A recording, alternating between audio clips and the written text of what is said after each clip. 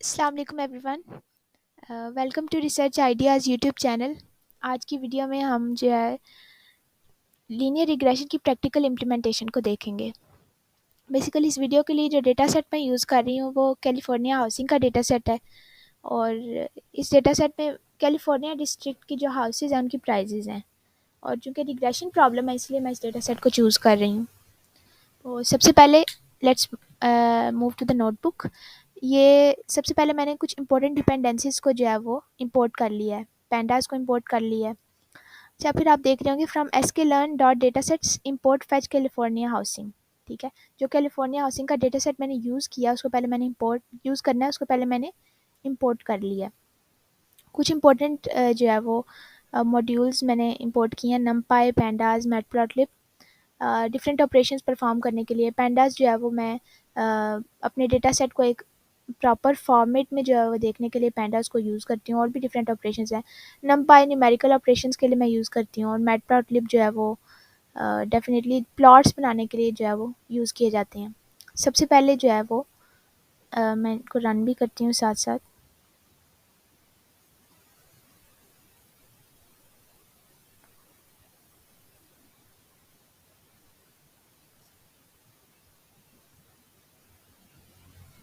It's taking a lot of time.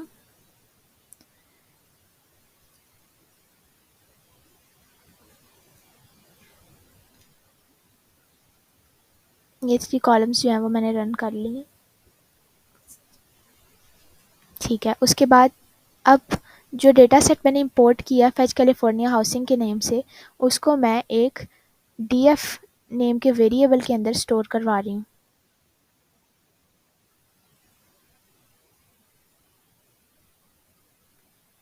df को अगर हम प्रिंट करके देखें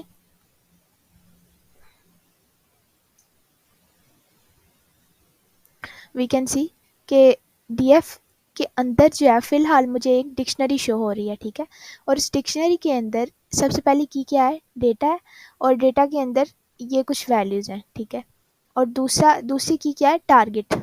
टारगेट के अंदर कुछ वैल्यूज़ हैं और तीसरे क्या है, ये फीचर नेम्स। ठीक है, फीचर नेम के अंदर हमारे पास डिफरेंट नेम्स हैं जैसे एवरेज रूम्स, पॉपुलेशन वगैरह। ठीक है, अभी हमारा डेटा सेट इस फॉर्म में शो हो रहा है, लेकिन मैं क्या चाहती हूँ कि अपनी डेटा सेट को एक प्रॉपर फॉर्मेट में शो करवाना चाहती हूँ।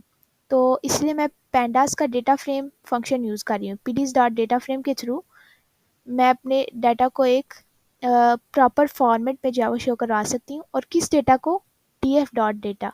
अभी हमने ऊपर देखा था कि df के अंदर हमने ये डाटा सेट का सारा डाटा स्टोर करवाया और डाटा कॉलम के अंदर हमारे सारे जो है वो वैल्यूज़ हैं डाटा की के अंदर। तो इसको मैं रन करती हूँ। ठीक है, अब इसको प्रिंट करवा के देख लेते हैं। वी कैन सी कि अब जो भी हमारा डाटा था ना वो प्रॉपर एक टेबल की फॉर्मेट में हमें शो हो रहा है। ठीक है, पांडास के डेटा फ्रेम फंक्शन के थ्रू। लेकिन एक प्रॉब्लम ये है कि इस डेटा फ्रेम के अंदर हमें कॉलम के नेम्स नहीं पता चल रहे। 0 1 2 3 लिखा हुआ है, कॉलम के नेम्स नहीं पता चल रहे कि किस कॉलम की कौन सी वैल्यूज़ हैं। तो हम क्या करेंगे, data set dot columns is equal to df dot feature names. अभी हमने ऊपर देखा था कि फीचर नेम्स के अंदर हमारे पास कॉलम के नेम्स पड़े हुए थे। तो इन नेम्स को जो है वो मैं अपने डाटा फ्रेम के कॉलम्स के तौर पर सेट कर रही हूँ। देख लेते हैं डाटा सेट को। ये देखें, अब हमें सारे कॉलम के नेम्स भी शो हो रहे हैं डाटा फ्रेम के अंदर। लेकिन एक चीज़ ये है कि इस डाटा फ्रेम के अंदर अभी हमारा जो है वो टारगेट कॉलम हमारा क्या है, प्राइस है, वो नहीं शो हो रहा अभी हमें। तो हम क्या करते हैं अब कि अपने डाटा सेट को इंडिपेंडेंट और डिपेंडेंट फीचर्स में जो है वो डिवाइड कर लेते हैं। अब हमने देखा कि डाटा सेट के अंदर वो सारे कॉलम्स आ चुके हैं जिन पे हमने अपना मॉडल ट्रेन करना है। तो x is equal to data set, X हमारा है इंडिपेंडेंट फीचर्स। ठीक है, इंडिपेंडेंट वेरिएबल भी कह सकते हैं। y जो है डिपेंडेंट फीचर यानी टारगेट फीचर जिसकी वैल्यू हमने प्रिडिक्ट करनी है। तो df डॉट टारगेट, हमने देखा था ऊपर के टारगेट के अंदर कुछ वैल्यूज़ थी, टारगेट का मतलब बेसिकली यही है कि टारगेट वो कॉलम है जिसकी वैल्यूज़ हमने प्रिडिक्ट करनी है, प्राइस की वैल्यू हमने प्रिडिक्ट करनी है। वाई को प्रिंट करके देख लेते हैं।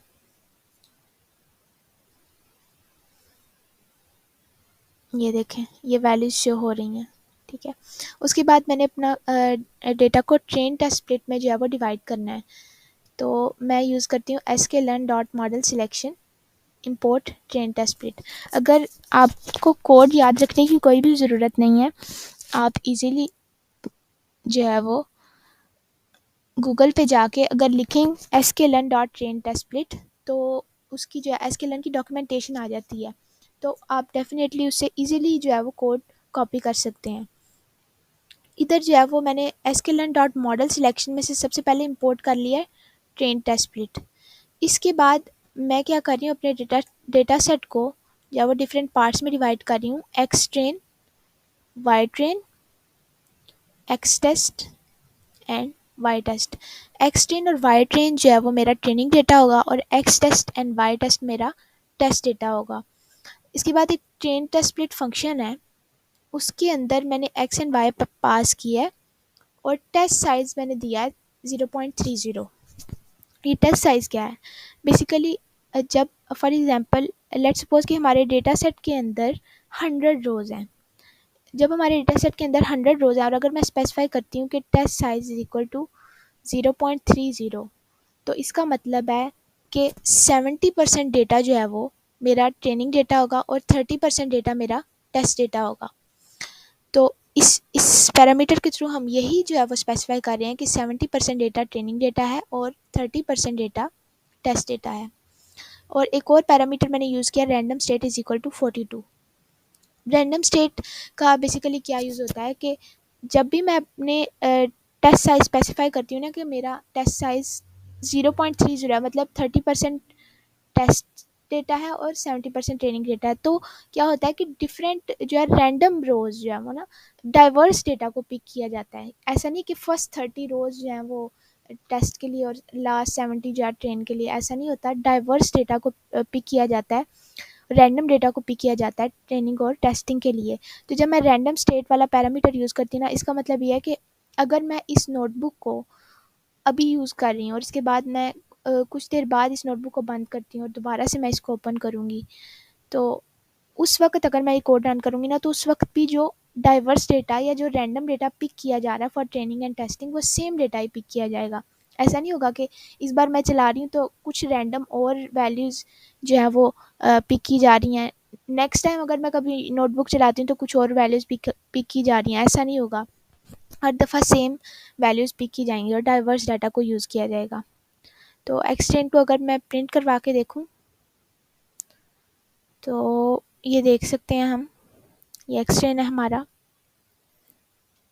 और इसके बाद क्या करना है, हमने अपने डेटा सेट को स्टैंडर्डाइज़ करना है। स्टैंडर्डाइजेशन क्यों ज़रूरी है, बेसिकली हमारे डेटा सेट को नॉर्मलाइज करने की एक टेक्निक है स्टैंडर्डाइजेशन। नॉर्मलाइजेशन का क्या पर्पज़ है, बेसिकली होता ही है कि लेट्स सपोज आपके डेटा सेट के अंदर दो कॉलम्स हैं, एक है एज और एक है प्राइस। एज वाले कॉलम में अब आप देखें कि एवरेज एज क्या होती है लोगों की, 60 होती है। 60 के अलावा अगर कोई बहुत ज़्यादा किसी की लंबी उम्र है तो 90 तक जाएगी, 100 तक जाएगी। लेकिन दूसरा कॉलम क्या है, सैलरी का कॉलम है डेटा सेट के अंदर। और सैलरी की रेंज अगर आप देखें, किसी की 2 लाख है, किसी की 10 लाख है, किसी की काफ़ी ज़्यादा सैलरी है, तो जो गैप आ जाएगा ना वैल्यूज़ के अंदर, जो डिफरेंस आ जाएगा वैल्यूज़ के अंदर, वो बहुत ज़्यादा हो जाएगा। तो स्टैंडर्डाइज़ करने का मतलब है कि हम अपने वैल्यूज़ को, तमाम कॉलम की वैल्यूज़ को एक ख़ास रेंज के अंदर लेके आ रहे हैं ताकि जो हमारी मॉडल की जो आउटपुट है वो ज़्यादा बहुत अच्छी आ सके। ऑप्टिमाइज्ड वे में जो है वो हमारा मॉडल डेटा पे जो है वो ट्रेन करे और उसके बाद आउटपुट हमारी बहुत अच्छी आए। तो सबसे पहले हमने क्या किया, sklearn डॉट प्री प्रोसेसिंग में इंपोर्ट कर लिया स्टैंडर्ड स्केलर। फिर हमने क्या किया, स्टैंडर्ड स्केलर का एक इंस्टेंस बना लिया है, ठीक है। स्टैंडर्ड स्केलर का एक इंस्टेंस बना लिया है। और उसके बाद हमने क्या किया है, X train is equal to scaler dot fit transform एक्सट्रेन।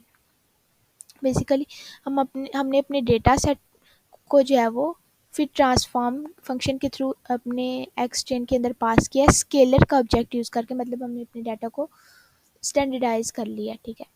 उसके बाद टेस्ट डेटा पे हमने ट्रांसफॉर्म अप्लाई किया है। बेसिकली होता यह है कि जब हमने अपने ट्रेनिंग डाटा पे उसको स्टैंडर्डाइज करें तो उस पर फिर ट्रांसफॉर्म यूज़ किया और टेस्ट डाटा पे हमने सिर्फ ट्रांसफॉर्म यूज़ किया है। ऐसा क्यों? क्योंकि जब हम अपना ट्रेनिंग डाटा को यूज़ कर रहे हैं ना, तो उस पर हम फिर ट्रांसफॉर्म अप्लाई कर रहे हैं, मतलब कि कुछ स्पेसिफिक रूल्स हैं या इस तरह से आपने डेटा सेट को स्केल करना है या इस तरह से प्रिपेयर करना है ट्रेनिंग के लिए। अब जब हम टेस्ट डेटा को जो है वो प्रिपेयर करना चाहते हैं उस लिहाज से, तो हम कह रहे हैं कि जो रूल्स आपने एक्स टेन पे अप्लाई किए हैं वही रूल्स आप एक्स टेस्ट पे भी अप्लाई करो। लेकिन एक चीज़ ये है कि एक्स टेस्ट हमारा जो है टेस्ट डेटा है, और मॉडल ने अगर टेस्ट डेटा को देख लिया तो डाटा लीकेज हो सकता है। फॉर एग्जांपल, अगर जिन चीज़ों पे जिन वैल्यूज़ पे मैंने मॉडल को टेस्ट करना है अगर वही मॉडल ने पहले देख ली हैं, तो जो एक्यूरेसी आई है वो 100% तो आएगी, लेकिन डाटा लीकेज की प्रॉब्लम हो जाएगी। तो इस तरह से उन वैल्यूज़ को या डेटा को प्रिपेयर करो ट्रेनिंग के लिए, या उनको स्टैंडर्डाइज करो कि वही रूल्स जो एक्स ट्रेन पे अप्लाई हो वही एक्स टेस्ट पे अप्लाई हो without picking into the data. तो ये पर्पज़ है फिर ट्रांसफॉर्म का। और इसके बाद हम from sklearn dot linear model import linear regression. Definitely हमने लीनियर रिग्रेशन अप्लाई करना है, तो अब हम इंपोर्ट करें लीनियर रिग्रेशन। और ये आप लोगों को ये मेमोराइज़ करने की ज़रूरत बिल्कुल भी नहीं है। आप सिंपली गूगल पे जाके लिखेंगे sklearn लीनियर रिग्रेशन, तो ये कोड आप वहीं से कॉपी कर सकते हैं डॉक्यूमेंटेशन से, ठीक है। तो लीनियर रिग्रेशन जो है इंपोर्ट कर लिया। इसके अलावा हम जो है वो अपने डाटा पे क्रॉस वैलिडेशन अप्लाई कर रहे हैं। बेसिकली क्रॉस वैलिडेशन में क्या होता है कि आप अपने डेटा को वैलिडेट कर रहे होते हैं, ठीक है। लेकिन क्रॉस वैलिडेशन की एक अच्छी बात यह है कि आप अपने डेटा के हर पार्ट पे जो है वो वैलिडेशन अप्लाई कर रहे हैं। फॉर एग्जांपल, आपका डेटा जो है वो उसमें 100 रोज़ है, ठीक है। आप क्या करेंगे, पहली 20 रोज़ को जो है आपने एज टेस्ट डेटा जो है वो कंसीडर किया और नेक्स्ट 80 को ट्रेनिंग डेटा कंसीडर किया, ठीक है। उनका वैलिडेट करके सारा प्रोसीजर परफॉर्म करके उसके बाद आपने क्या किया कि नेक्स्ट जो पहले 20 रोज़ थी जो आपने ली थी, उसके अलावा जो नेक्स्ट 20 रोज़ हैं अब आप उनको जो है वो एज टेस्ट डेटा कंसीडर कर रहे हैं, और बाकी सारी जो रोज़ हैं उनको एज ट्रेनिंग डेटा कंसीडर कर रहे हैं। तो और फिर आप उस पर वैलिडेशन परफॉर्म कर रहे हैं। इसी तरह आप हर डेटा पे जो है वो वैलिडेशन परफॉर्म कर रहे हैं, इसलिए क्रॉस वैलिडेशन बहुत अच्छी होती है यूज़ करने के लिए। तो इधर क्रॉस वैलिडेशन परफॉर्म कर रहे हैं sklearn dot model selection import cross well score. अब हमने क्या किया कि ये जो लीनियर रिग्रेशन का जो मॉडल हमने इंपोर्ट किया था उसका एक ऑब्जेक्ट बना लिया रिग्रेशन के नाम से, और हमने उस पर regression dot fit X train and Y train अपना जो ट्रेनिंग डाटा है उस पर फिट करवा दिया। अच्छा, अब जो क्रॉस वैलिडेशन के लिए क्रॉस वैल स्कोर हमने जो है वो इंपोर्ट कराया था, उसमें क्या किया हमने, सबसे पहले अगर आप इस पे जो है कर्सर मूव करेंगे ना तो आपको नज़र आएगा क्रॉस वैल स्कोर के अंदर सबसे पहला पैरामीटर है एस्टिमेटर। एस्टिमेटर कुछ भी नहीं है, जो रिग्रेशन का जो हमने ये बनाया ना, ऑब्जेक्ट बनाया, इंस्टेंस बनाया, वही है हमारा एस्टिमेटर है। तो सबसे पहले मैंने एस्टिमेटर पास कर दिया। इसके अलावा एक्स और वाई, एक्स ट्रेन और वाई ट्रेन जो हमने यहाँ पे स्पेसिफाई कर दी है, और scoring is equal to negative mean square error. अब आपको पता है कि ये रिग्रेशन प्रॉब्लम है, तो यहाँ पे हम मीन स्क्वेयर एरर को एज एवेल्यूएशन के लिए या स्कोरिंग के लिए यूज़ कर रहे हैं। और नेगेटिव मीन स्क्वेयर एरर का क्या मतलब है कि बेसिकली आपका जो मीन स्क्वेयर एरर की वैल्यू जो आएगी ना उसके साथ वो नेगेटिव साइन लगा देगा। तो अब क्या हो रहा है कि एक मैंने पैरामीटर स्पेसिफाई किया C V is equal to 10। C V show करता है क्रॉस वैलिडेशन, और इसके सामने मैंने 10 जो है वो स्पेसिफाई किया, तो इसका मतलब है ये 10 टाइम्स जो है वो क्रॉस वैलिडेट करेगा डेटा को, ठीक है। इसको मैं रन करती हूँ। अच्छा, अगर मैं इसको प्रिंट करवाऊँ मीन स्क्वेयर एरर को, हम देख सकते हैं कि इसकी 10 वैल्यूज़ जो होंगी हमें, क्योंकि हमने 10 टाइम्स जो है वो क्रॉस वैलिडेशन परफॉर्म की है, 10 वैल्यूज़ शो हो रही हैं, हम देख सकते हैं। लेकिन अगर मैं इसकी वैल्यू 5 कर दूँ तो अब हम देखेंगे कि हमें 5 वैल्यूज़ शो हो रही हैं, ठीक है। अब हमें पता है कि मल्टीपल वैल्यूज़ हमें शो हो रही हैं, हमें तो एक वैल्यू चाहिए, तो हम क्या कर सकते हैं कि numpy का मीन फंक्शन यूज़ करके उसके अंदर अपनी मीन स्क्वेयर एरर वाला वेरिएबल पास करेंगे, तो वो इन सब का जो है वो 5 वैल्यूज़ का मीन निकाल के मुझे दे देगा। ये मीन वैल्यू है मेरी, ठीक है। अब मैंने प्रिडिक्शन करनी है, ठीक है। जो जिस डाटा को मैंने ट्रेन कराया मॉडल, अब प्रिडिक्ट करवाना है उस मॉडल के थ्रू। सबसे पहले रिग्रेशन, जो मेरा इंस्टेंस था लीनियर रिग्रेशन का, डॉट प्रिडिक्ट एक्स टेस्ट, ठीक है। और जो वैल्यू आ रही है उसको रिग्रेशन प्रिडिक्ट के अंदर मैंने स्टोर करवा दिया है। ये देख सकते हैं हम, इसको मैं रन करूँ तो ये देख सकते हैं कि ये वैल्यूज़ हमारे पास सारी आ रही हैं, प्रिडिक्शन की वैल्यूज़। अब प्रिडिक्शन तो हो गई है, लेकिन हमें कैसे पता चले कि जो प्रिडिक्शन हुई है वो सही प्रिडिक्शन है। डेफिनेटली हमें पता है कि हमारे पास ग्राउंड ट्रूथ लेबल पड़े हुए हैं उसके अंदर, वाई टेस्ट के अंदर, ठीक है। और वाई प्रिडिक्ट जो हमने प्रिडिक्ट करवाया, और वाई टेस्ट जो हमारे ग्राउंड ट्रूथ लेवल है, यानी जो हमारा जो जैसे कहते हैं ना, एक क्वेश्चंस हैं आपके पास और उनके सॉल्यूशन, ठीक है। जैसे हमारा जो डेटा जिस पे हमने मॉडल ट्रेन करा है वो वाई प्रिडिक्ट पे है, प्रिडिक्शन सारी, और वाई टेस्ट के अंदर उनके आंसर्स हैं, उनके सॉल्यूशंस हैं, ठीक है। तो हम क्या कर रहे हैं, सीबॉर्न एज एसएनएस उसको इंपोर्ट करके डिस प्लॉट जो है वो एक बना रहे हैं, dis plot distance plot basically. और रिग्रेशन प्रिडिक्ट मतलब जो प्रिडिक्टेड वैल्यूज़ हैं माइनस कर रहे हैं उसमें से जो ट्रुथ वैल्यूज़ हैं, ठीक है, वाई टेस्ट। और इसको मैं रन करूँ तो बेसिकली ये हमें शो होता है, ठीक है।